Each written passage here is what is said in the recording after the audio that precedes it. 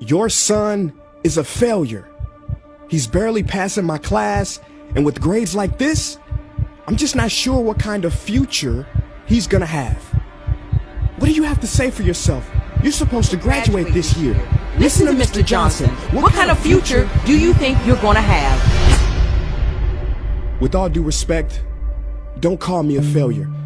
Failure is an event, not a person, in fact. And you talk about the future, Mr. Johnson, but you're not preparing us for that. Excuse me? Just listen to what I'm saying. This should be good. Would you agree that in the future, most careers will become automated? Yeah, so? So the people who succeed will have to be curious, innovative, with resilience to adapt to new changes. What's your point? My point is, the focus in this school is not on that. It is on regurgitating information and test taking, and that's just real. But in today's world, creativity is the most important leadership skill. Oh, that's how you feel. You don't have to believe me, but maybe you will believe the 1,500 executives who recently said creativity is the most important leadership skill. See, pretty soon, no one will be hired because of what they know. Because who cares what you know or if you've memorized a fact? We've got Google and Siri for that. In the future, people will be hired because of what they can do with their knowledge. Can they creatively solve real-world problems, not just follow instructions or directions and bubble in multiple choice questions? So, Mom, that's why I'm stressed, because these robotic tasks we learn in school should stop.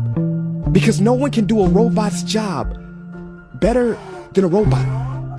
Billionaire founder of Alibaba, Jack Ma, said that we should not compete with artificial intelligence, but instead focus on developing unique human intelligence. Mr. Johnson, drills are for teeth, not the human mind. So these repetitive knowledge-based tasks we must leave behind. Or in the future, you're gonna find a lot of people graduating out of your class right into the unemployment line. See, many top companies today don't look at grades. Mom, that old way is expiring.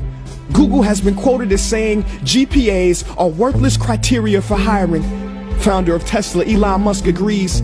So I say this with unease and sorrow. If you continue to teach today as you taught yesterday, then you rob us students of tomorrow. Mr. Johnson, I'm gonna keep it real with you. Sometimes sitting in your class is tough. I'm constantly thinking, if I don't look up at the clock, maybe it'll speed up. So I listen to you do my work and pay attention, feeling like an hour had to have gone by.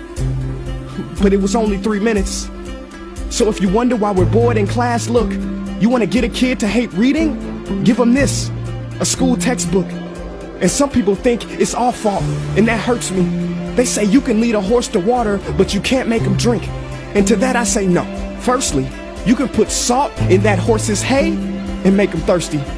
And if you bring joy in your classroom, you can make any bad student nerdy, as he or she discovers the beauty of truly learning. Mr. Johnson, I mean no disrespect. You have the most important job on this planet. You build, create, and save lives. But if you really care about my future, like you say, then you have to fully commit and ask yourself honestly, how do I prepare a child for a future that doesn't yet exist? Here's a hint. The answer is not found in this. It's using this and this. See, in the future, we will need more passion and compassion. People with inspired hearts and wisdom to uplift this planet. And Mom, I love you, but can I be real? Go ahead. You want to know one of the biggest factors for childhood success? It's not IQ. It's family meals.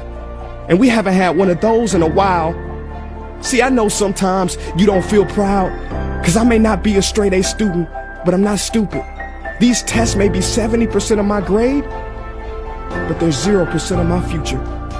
But don't worry, I'll pass this class and get through this. But I need you to give me the space I need to be me and live true. Because the best feeling in the world is that your own parents get you. There's a passage in a book called The Prophet by Khalil Gibran. And if you don't mind, I'd love to share it with you. Go ahead. See, he says, your children are not your children. They are the sons and daughters of life longing for itself. They come through you, but not from you. And though they are with you, they do not belong to you. You may give them your love, but not your thoughts, for they have their own thoughts. You may house their bodies, but not their souls, for their souls dwell in the house of tomorrow. So, Mom, I'd appreciate it if you give me the love that I need to pursue my dreams. See, if we are to succeed, all three of us need behavior change on all fronts.